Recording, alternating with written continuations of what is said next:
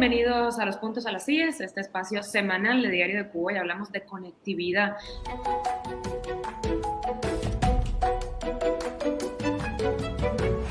Y contamos con la presencia de Norges Rodríguez.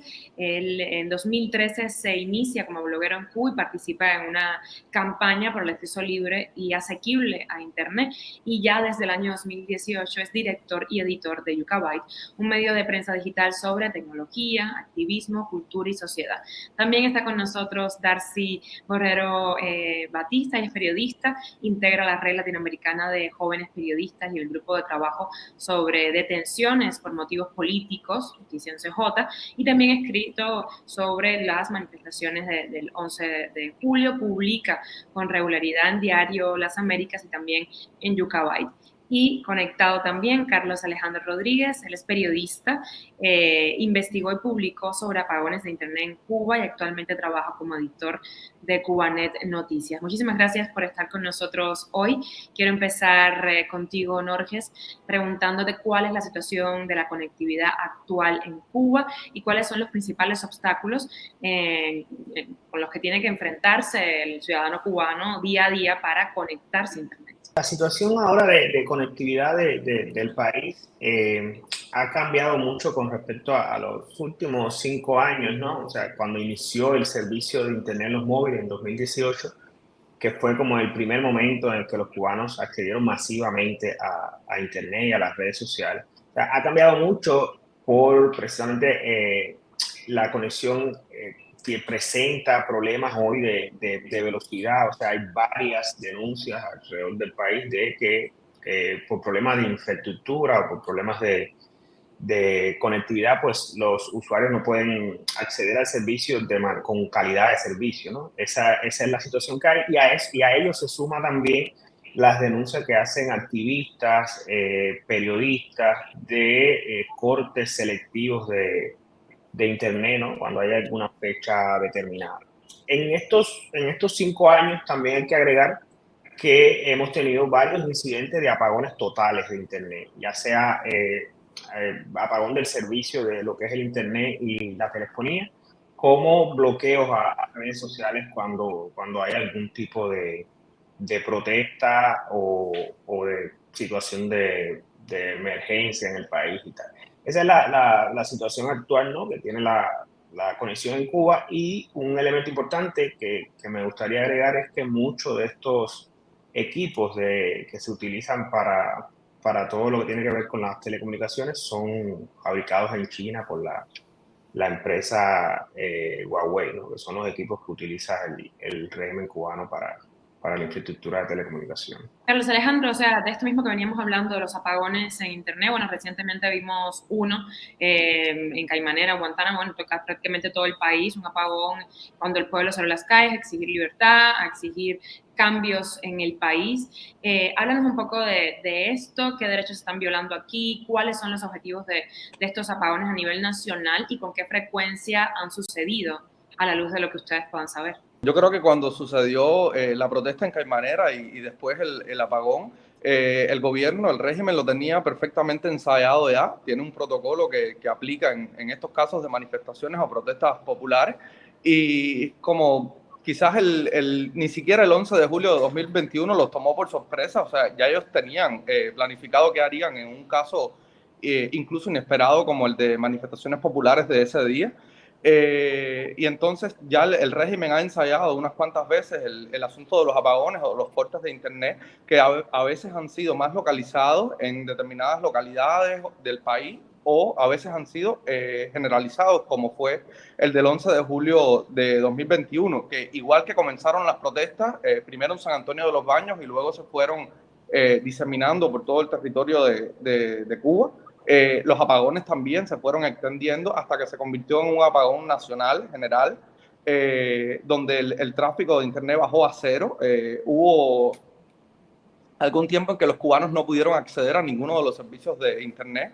Obviamente esto viola numerosos derechos de los cubanos,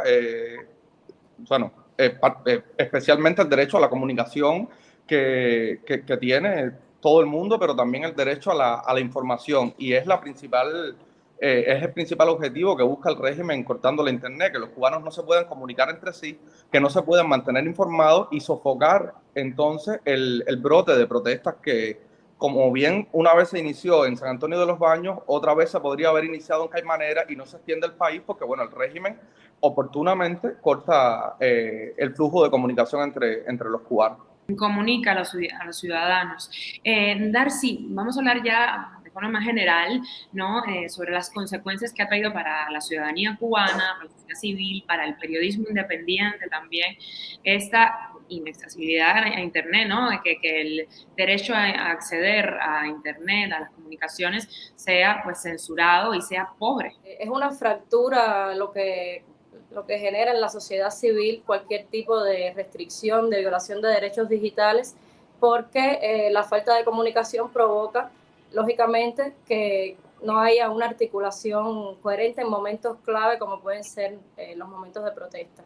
Sin embargo, lo que sí me gustaría decir es que a pesar de que los mecanismos de censura suelen ser muchos y variados, según las investigaciones que hemos hecho y entrevistas a expertos, coinciden en que estos mecanismos suelen ser de poca monta. Es decir, en comparación con otros países que acuden a mecanismos de censura mucho más profesionales, digamos, más que requieren, por ejemplo, de programas como Pegasus para poder hackear de manera profesional. En el caso cubano son mecanismos muy precarios, decirlo de alguna forma, ¿no?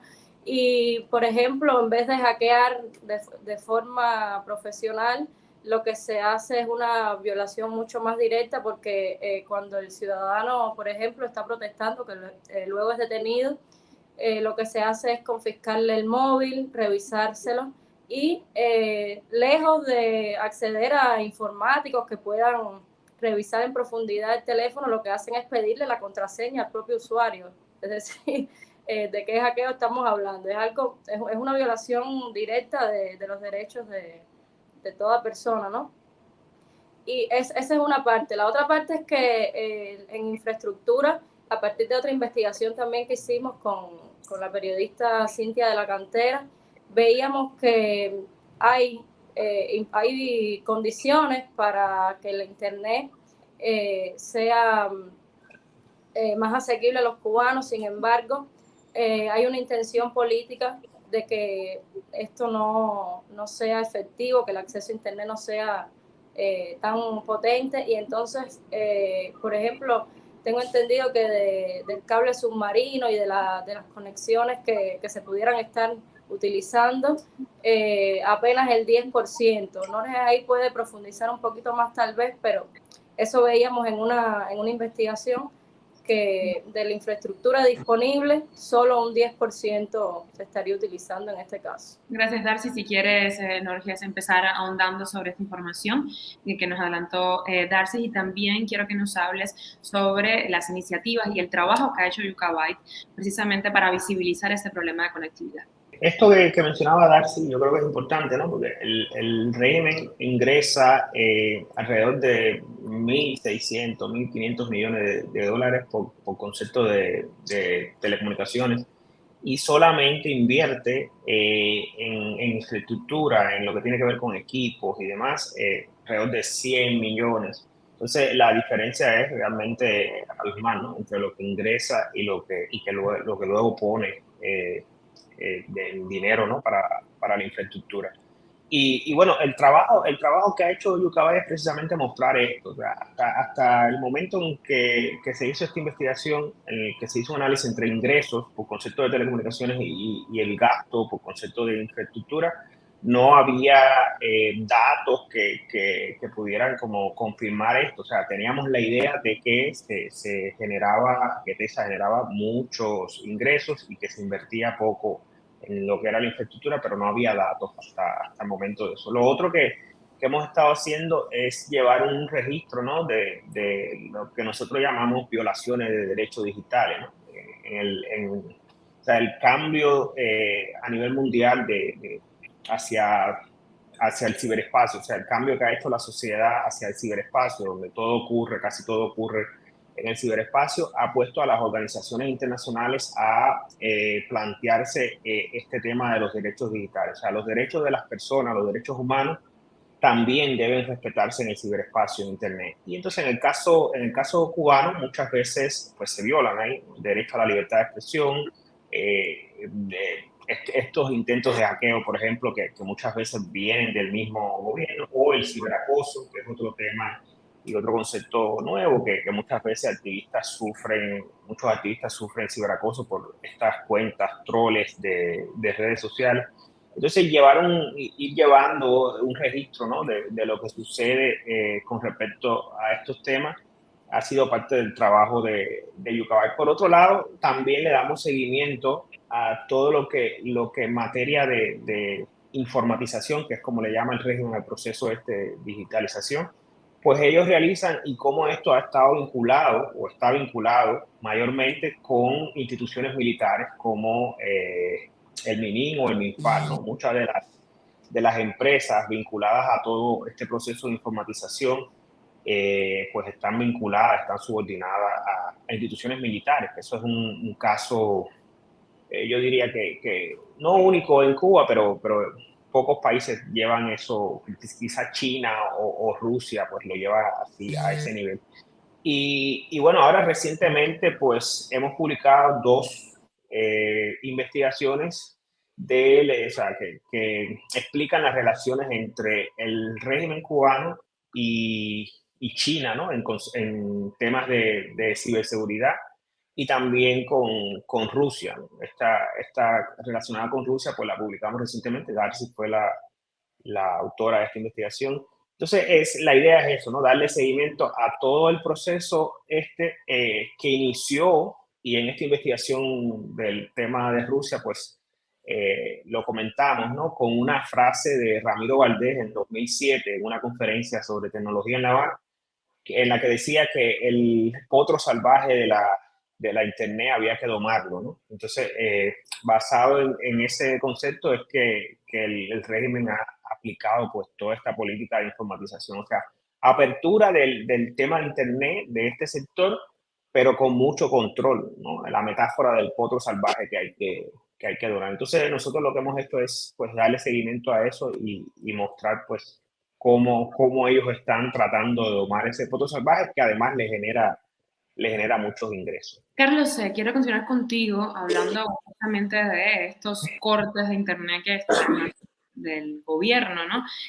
Pues vetan noticias, personas, iniciativas, organizaciones que son incómodos para sus intereses, para su sistema. ¿A día de hoy existe alguna alternativa de conectividad a estas medidas? O sea, que el ciudadano pueda defenderse de estos cortes y tenga alguna alternativa de conectividad. Realmente cuando el régimen decide cortar la internet, ya sea gradualmente o un apagón total, es muy difícil para los ciudadanos mantenerse informados o mantenerse conectados. Obviamente, cada vez más cubanos conocen las redes virtuales, o sea, los VPN, el conocido como VPN, y se conectan a través de VPN y entonces pueden acceder a la información de esta forma, pero no es una vía que esté al acceso de todo el mundo. O sea, hay personas que mínimamente saben conectar sus datos en el teléfono y encontrar la información y les cuesta un poco más acceder a un VPN porque no tienen la tradición, la formación en redes para saber hacer algo como esto. Eso por un lado. Y por otro lado, hay momentos en que ni siquiera, lo hemos comprobado en las investigaciones que hicimos en inventario, por ejemplo, hay momentos en que ni siquiera con un VPN se puede conectar alguien que esté en Cuba a la red en un momento de apagones. O sea que el régimen tiene todas las herramientas para mantener incomunicados a los cubanos cuando lo decida, por el tiempo que lo decida también. Hay algo muy interesante y que ha tenido que ver, no sé, con el trabajo como periodistas cuando queremos señalar que el régimen está cortando la internet. O sea, no tenemos ninguna fuente del gobierno, o sea, ningún representante del régimen nos responde o detecta y nos dice, sí, cortamos la internet. Ninguno, por supuesto, responde a los medios independientes, pero hubo un cambio, no sé, Hubo un apagón de Internet el 27 de enero de 2021. Ese fue el famoso día del manotazo del ministro de Cultura, cuando un grupo de jóvenes artistas, intelectuales, periodistas se reunieron ante la sede del Ministerio de Cultura. Y después hubo otro el 12 de febrero de 2021, aparentemente por causas técnicas. Uno realmente no sabe, porque lo que el régimen decía hasta ese momento es que había interrupciones o fallas técnicas simplemente, pero nunca aceptaban que había una causa política detrás de los apagones de Internet.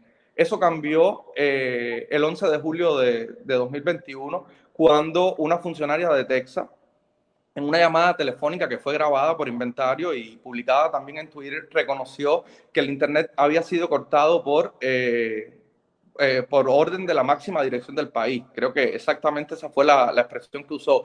Y también Arlene Rodríguez de Heribet, la presentadora y subdirectora de la Mesa Redonda, reconoció el corte de Internet por orden del gobierno. O sea que a partir del 11 de julio de 2021 ya los periodistas pudimos señalar que el gobierno estaba cortando y reconociendo que estaba cortando la Internet en Cuba. Hasta ese momento solo podíamos decir que los observatorios de Internet como NetBlocks, por ejemplo,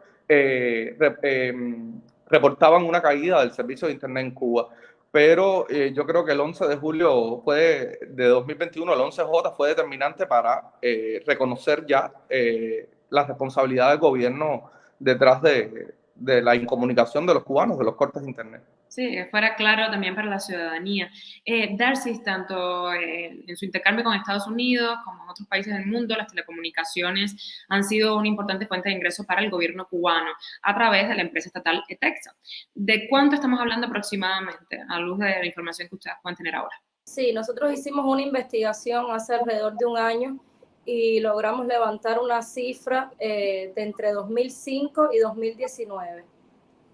A lo largo de esos años, el régimen ingresó 21.000 millones de dólares por concepto de telecomunicaciones, y nosotros hicimos un top de 30 países de donde provenía ese dinero, ese flujo comercial, y de Estados Unidos solamente venían 6.000 millones. O sea, una gran parte de estos 21.000 millones provenían del intercambio con Estados Unidos, cruzando las barreras del embargo. Pues vamos con Norges para hablar de acciones que podrían mejorar este servicio por parte del gobierno. O sea, ¿puede efectivamente el gobierno cubano mejorar el servicio de conectividad en Cuba? Sí, yo creo que, o sea, si hacemos una comparación, ¿no? Entre lo que, o sea, esto que mencionaba Darcy, ¿no? De la cantidad de dinero que ingresa el gobierno por concepto de telecomunicaciones y lo que invierte, pues hay un gap amplio ahí en el que pudiera invertir, por ejemplo, en radiobases, más radiobases para la telefonía móvil, quizás más infraestructura para temas de fibra óptica y llegar a los hogares con fibra óptica en lugar de par de cobre, que es lo que se utiliza hoy, ¿no? Para llegar a las casas con el autohogar, que llega solamente a un por ciento pequeño, alrededor del 3% de los hogares, ¿no? Entonces hay todo, o sea, hay toda una gama, ¿no? De tecnologías para llegar a las personas, pero realmente no se está utilizando toda la que podría, incluso utilizando la tecnología que ya usan, que es tecnología china. Otros países, por ejemplo en África, han logrado pues desarrollar más el tema de la conectividad de lo que lo ha podido hacer Cuba. Pero aquí hay que tener en cuenta que durante muchos años, o sea, el gobierno puso como excusa, ¿no? El embargo y otro tipo de excusas precisamente para no desarrollar esta infraestructura, porque podía generar lo que luego generó, ¿no? Que las personas se informaran por una vía diferente a la oficial, a la que el gobierno pues había determinado que los cubanos debían informarse. Y por otro lado, pues podía suceder esto, ¿no? Que ha sucedido, que pasó el 11 de julio, que las redes o el acceso a Internet pues generara protestas o se visibilizaban denuncias que hasta ese momento pues no lograban visibilizarse. Yo creo que el retraso que hoy tiene la infraestructura de telecomunicaciones tiene un fuerte trasfondo político, ¿no? Si vemos, por ejemplo, otro tipo de negocio, como es el negocio del turismo, nos damos que es un negocio que también le reporta ingresos al régimen, nos damos cuenta que hay una diferencia abismal entre lo que se invierte ahí, ¿no? En la construcción de hoteles y lo que se invierte en infraestructura de telecomunicaciones y otro tipo de infraestructura, pero por ejemplo esta específicamente le genera ingresos al país. A pesar de que le genera ingresos al país, al régimen, no invierten todo lo que pudieran invertir, ¿no? En materia de telecomunicaciones, precisamente por el miedo que tienen a una sociedad totalmente conectada. Norges, a la luz de la información que conozcan, ¿sabes si existe algún tipo de iniciativa de conectividad para Cuba liderada en el exterior por otros países? Después del 11 de julio se planteó esto. De hecho, la administración Biden comentó algo sobre esto, ¿no? De que harían algo relacionado con este tema para que los cubanos tuvieran una alternativa, ¿no? a la conectividad que le ofrecía Texas. Pero bueno, vamos para 2 años ya, del 11 de julio, y todavía no hay respuesta sobre eso. Y no, después de esa fecha en que se anunció esa posible colaboración, esa posible intento, ¿no? de poner una conexión diferente a la de Texas, pues no, ningún funcionario del gobierno ha dicho nada. También hay que recordar que algunos congresistas de Estados Unidos también le plantearon esa iniciativa, ¿no? De tener una alternativa, quizás a través de satelital, con las tecnologías que tiene la empresa Starlink de Elon Musk, pero realmente eso no ha avanzado, y yo creo que no ha avanzado, entre otras cosas, porque desde el punto de vista tecnológico, muchas de estas iniciativas requieren que en tierra pues tengas una estación. Por ejemplo, en el caso de Ucrania, donde se utilizó Starlink para que no se quedara el país desconectado, pues los ucranianos tenían acceso a tierra, ¿no?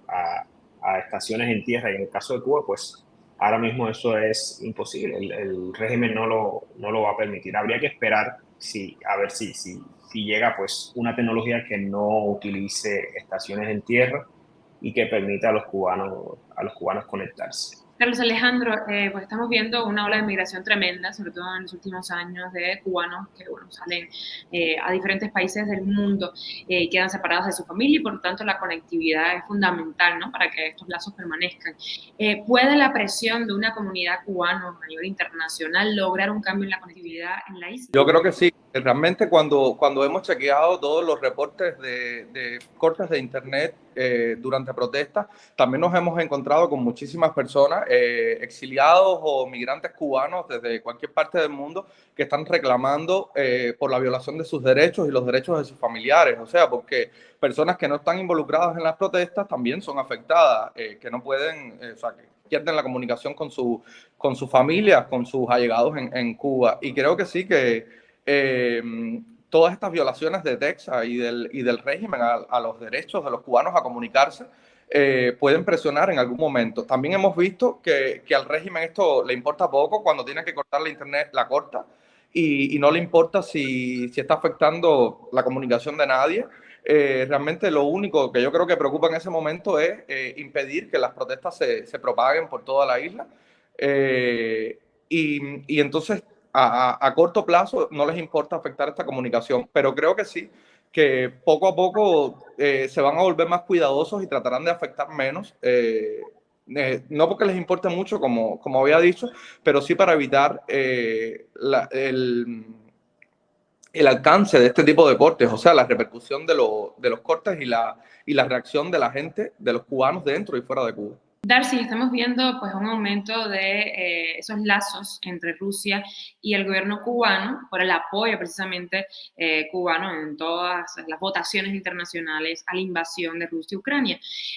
¿Tú crees que se está viendo un también paralelismo en la forma de conectividad entre la que se ve en Rusia y la que se está dando en Cuba con todo el tema de la censura? ¿Y crees que puede existir un apoyo del gobierno ruso al tema de la conectividad en la isla? Hay muchos acuerdos bilaterales, hay todo un historial de reuniones, intercambios de ida y vuelta. Veíamos en la investigación que desde 2008, bueno, desde 2007 incluso, ahí existían estos intentos de recuperar la relación entre Cuba y Rusia, y detectaron de forma muy temprana que las telecomunicaciones y la ciberseguridad eran un espacio de interés común, y a partir de ahí empezaron una serie de acuerdos. E incluso es llamativo que mientras Obama y Raúl Castro se daban las manos y avanzaban en el deshielo,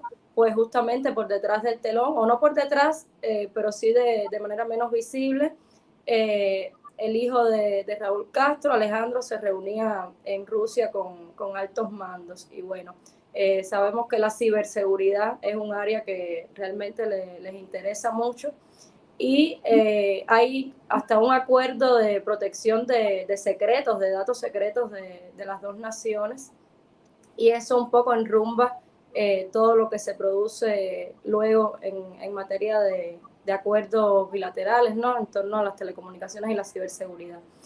Entonces hay también toda una serie de empresas, pero que son algunas estatales y que han sido también sancionadas por el Departamento del Tesoro, por la Oficina de Control de Activos, OFAC. Han sido sancionadas empresas, instituciones rusas que siguen negociando con Cuba. Y a mí me llamó la atención algo que decían, que se explicaba en un informe de los rusos, y era que aunque los cubanos no podían pagar inmediatamente, que no tenían créditos, que negociar era bastante complicado y turbio, ellos de todas formas iban a hacerlo, y apostaban por los intercambios directos. Por eso es que vemos que cada tanto, al año, al menos 3 encuentros tienen lugar entre funcionarios rusos y funcionarios cubanos. También han ido a formarse a universidades, a centros de estudios rusos, algunos cubanos, incluso fiscales. Esto no tiene que ver directamente con telecomunicaciones, pero para que se vea, ¿no?, el alcance que tiene esta relación rescatada. Ahora, en cuanto a que los mecanismos de censura que se puedan aplicar en Rusia se apliquen también en Cuba, yo creo que son naciones muy, muy diversas, a pesar de vivir bajo regímenes, ¿no?, autoritarios. Y en el caso cubano, como decía desde el principio, los mecanismos de censura suelen ser muy básicos. No hay una profesionalización, no hay necesidad tampoco de hacerlo, porque teniendo el control absoluto de las telecomunicaciones mediante una empresa que actúa como monopolio, pues controlar todo lo demás a partir de ahí les resulta muy fácil al régimen cubano. Entonces, a partir de la censura que se puede ejercer con ETEXA, yo descartaría cualquier otra intención, ¿no?, que pueda venir de copiar el modelo ruso de censura.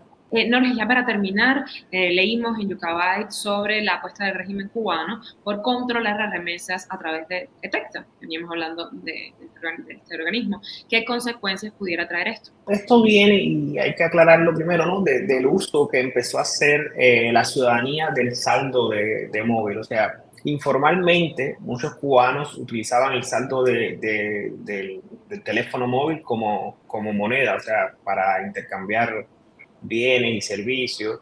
Y entonces lo que ocurrió fue que ETEXA notó que eso estaba sucediendo, y hace 3 años pues implementó o sea, sacaron una resolución en la que implementaban lo que ellos llaman el monedero móvil, o el monedero virtual, que era como una especie de wallet, de billetera digital, en la que tú convertías el saldo de tu teléfono móvil en dinero. O sea, y lo podías transferir a una cuenta bancaria o le podías hacer un pago. O sea, eso evidentemente abre las puertas. O sea, conectando esto con toda esta estructura de la que hablaba Darcy, ¿no?, de pagos desde el exterior a través de la recarga, pues conectando esto directamente con el banco, pues convertiría a ETEXA en una especie de remesadora, ¿no?, de intermediario entre el exilio y los cubanos que estaban en la isla.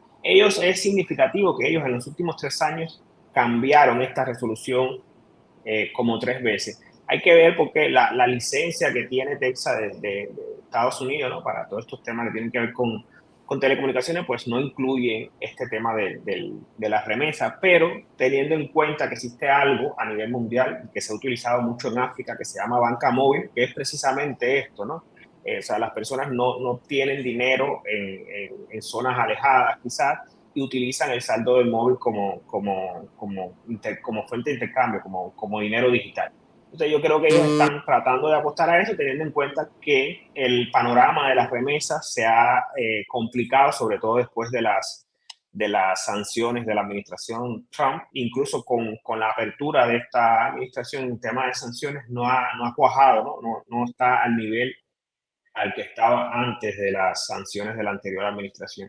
Entonces yo creo que ellos van a intentar esto, y además el otro elemento importante aquí es que no es la primera vez que lo hacen. En 1999, Cuba Web, que era la primera plataforma, la primera página web de Cuba en Internet, lo hizo también. O sea, había una estructura para que tú de manera online pues hiciera como algunos pagos de este tipo directamente a los bancos cubanos. Aquí lo que aparece entonces como intermediario ETEXA, ¿no? En esta nueva jugada. Y es interesante, ¿no? Que la persona que llevaba eso en 1999 hoy es uno de los líderes de una tienda online que se llama Supermarket 23, ¿no? Como que se recicla nuevamente pues todo esto, que es Aníbal Quevedo el nombre. Ahí lo vamos viendo. Exacto. Muchísimas gracias por estar con nosotros hoy en este programa de conectividad. Nos mantenemos en contacto. Estuvimos con Norge Rodríguez, Carlos Alejandro Rodríguez y con Darcy Borrero Batista. Muchísimas gracias y nos mantenemos en contacto.